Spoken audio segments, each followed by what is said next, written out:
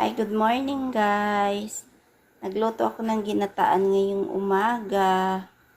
Ito na yung ginataan ko. So, haluin ko kasi baka didikit. Pag dumikit siya, hindi siya masarap kasi yung maamoy yung sunog. So, kailangan nakahalo siya. Halo-haloin muna. Lang hinalo ko.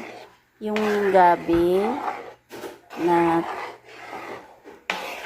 panghalo talaga ng ginataan at saka kamuti, saging, buko at saka yung bilo-bilo.